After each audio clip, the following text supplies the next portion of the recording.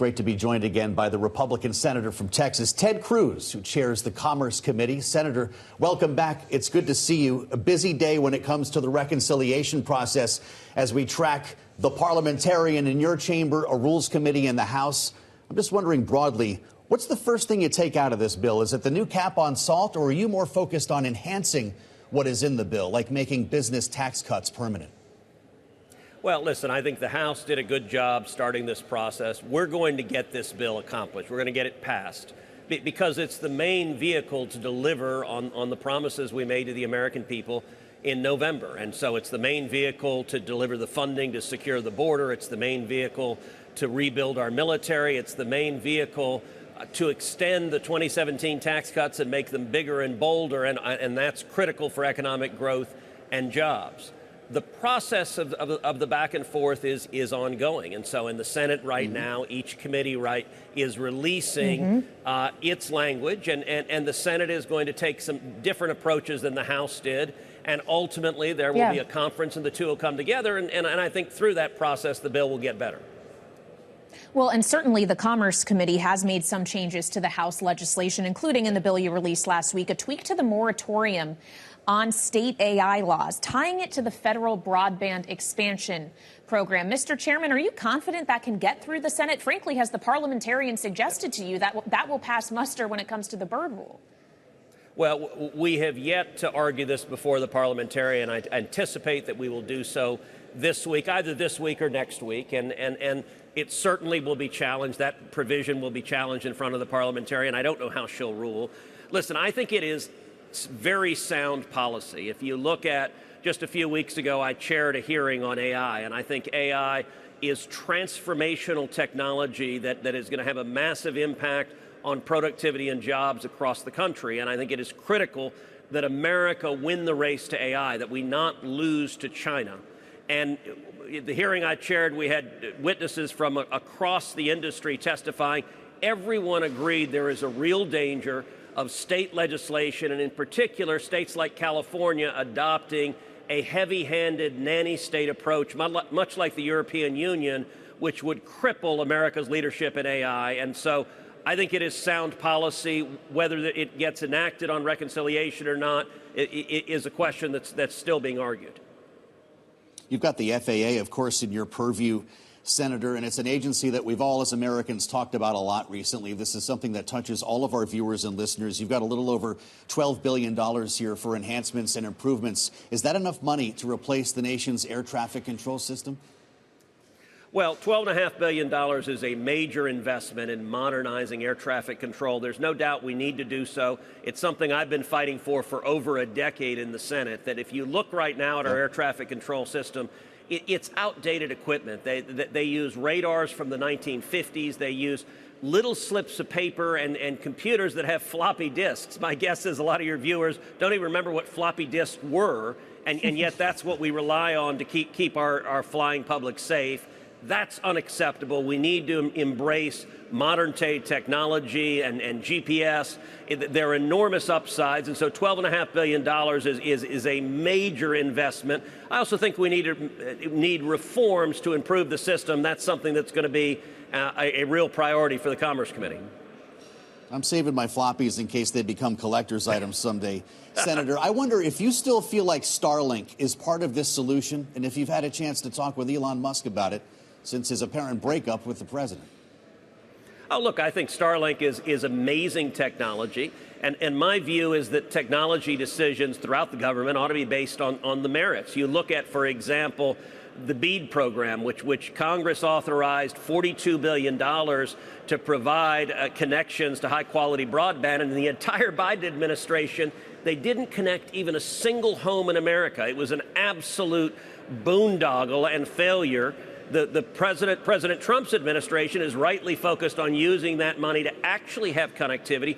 One of the reasons the Biden administration didn't connect anyone is they decided they hated Elon Musk and hated Starlink, and so we're not going to consider that as an option. And the reality when you're talking about broadband is the right technology depends upon the right location. So in a dense urban environment, fiber makes a lot of sense. If you're out in the mountains or the middle of the wilderness with very sparse population, satellite or less expensive infrastructure solutions make a lot more sense. And so I think the government ought to make those decisions based on the technology that best meets the need. Mr. Chairman, I'd like to ask you about words we heard from another Senate Chairman, Lindsey Graham of the Budget Committee, who suggested in an interview today that this package may end up needing to be broken up in different parts after all, which, of course, was the original plan of the Majority Leader, John Thune. Is it acceptable to you? Do you think it would be acceptable for the president to not get his entire legislative agenda done in one single beautiful bill? Listen, I think we're going to get it done. And early on, I advocated for doing it in two bills. I would have been certainly supportive of that. But we're going to get this bill accomplished. And the reason is I think the stakes of failure are too high. If Congress does not act, by December 31st, there's an automatic $4 trillion tax increase. That will hurt every working family in America. That will hurt every small business in America. And that's an outcome that the Democrats are quite happy with, but there's not a single Republican in the House or Senate who wants that to happen. So is it going to be complicated? Yes. Are there a million trade-offs? Yes. But we're going to get it done. And you know, look, I'll reflect back to 2017, the last big tax cut we passed under President Trump. I spent hundreds of hours in 2017 negotiating provisions in that bill. And if you look at how that bill came to pass, the House passed a good bill. It went to the Senate. The Senate made it substantially better. And then we went to conference committee, and it got better as well. My hope is the same thing happens this time.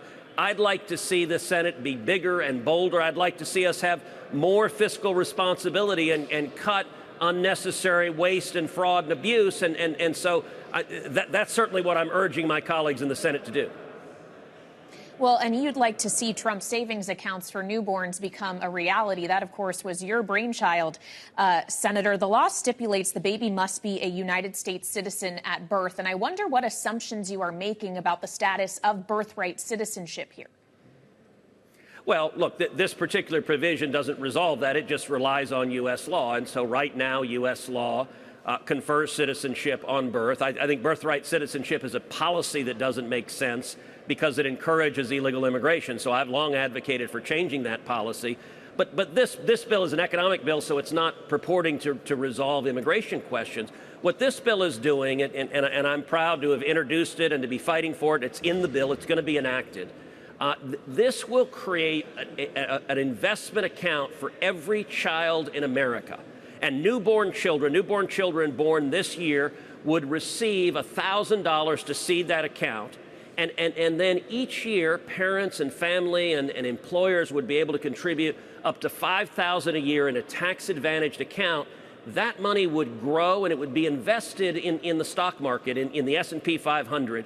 And if you assume, let's assume a little girl, little boy born this year has the $1,000 and then has $5,000 invested each year. If you assume historic rates of growth of the S&P 500, that little baby, by the time he or she turns 18, would have $170,000 in their account.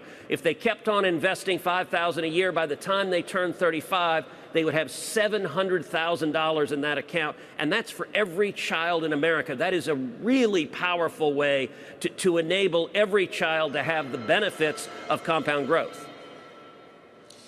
Senator, I want to go to L.A. with you for a moment here because I know you're very sensitive to constitutional law, and I'm sure you have very strong feelings about some of the things that we've seen on the streets of America's second largest city over the past 4 days. We received a statement from the chief of police, LAPD Chief Jim McDonnell, responding to the possible deployment of Marines, which now, of course, has happened. We've got 700 deployed from Camp Pendleton. He starts by writing, the LAPD has not received any formal notification the Marines will be arriving. However, their arrival of federal military forces in Los Angeles, absent clear coordination, presents a significant logistical and operational challenge for those of us charged with safeguarding this city. Is what the president is doing right now fair to the police in Los Angeles? Well, listen, what is not fair to the police in Los Angeles is the actions of Karen Bass, the Democrat mayor, and the actions of Gavin Newsom, the Democrat governor. What we're seeing in L.A. is horrific. We're seeing violent riots that are breaking out and spilling on day after day after day. We're seeing police cars firebombed. We're seeing protesters protesting against the enforcement of federal immigration law. And I got to say, it is a bizarre image to see protesters who say, do not enforce immigration law, we want to be here illegally, to see them waving Mexican flags for the proposition, don't you dare send us back to the country whose flag we're waving. That makes no sense. Should police have a say in whether troops are deployed, though?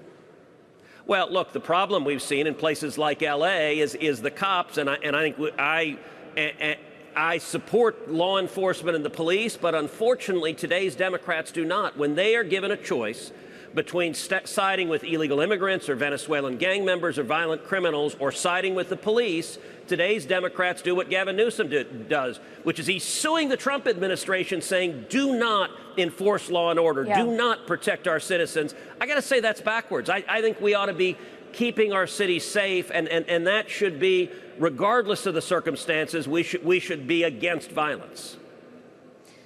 But should we be against states' rights, Senator? Is that not something you stand for? Or does this not risk setting a dangerous precedent of the federal government coming in and overtaking the will of an individual state? You know what? There's a long tradition when you have local politicians who are lawless, who are defying federal law. The federal government has the authority and has an obligation to enforce federal law. Look, you saw when you had Southern Democrat governors in the civil rights movement resist integrating schools, saying we are not going to allow African-American children in our schools. You saw President Dwight D. Eisenhower send in the National Guard and say you are going to follow federal law and you don't have the right to defy federal law. Well, the new massive resistance Democrats are now fighting against federal immigration law, and the federal government has a responsibility to keep the American people safe. And I got to say, we're seeing a replay of what happened during the Black Lives Matter and Antifa riots, where Democrat politicians prevented the police from protecting their citizens and allowed people to be murdered, allowed stores to be looted, allowed police to be assaulted. And so I'm glad President Trump is stepping forward saying we're going to keep you safe from violence on the streets.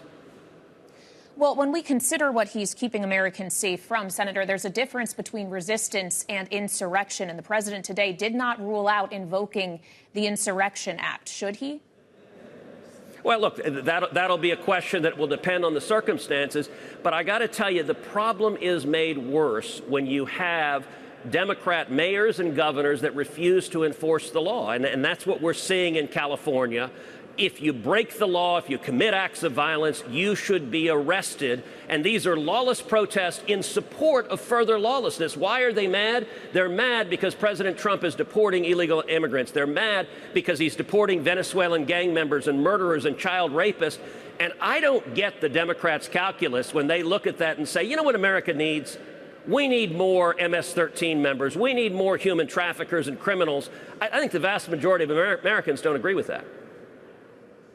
All right, Senator, we appreciate your time. Republican Senator Ted Cruz of Texas, of course, the chair of the Senate Commerce Committee, here with us on Bloomberg TV and radio.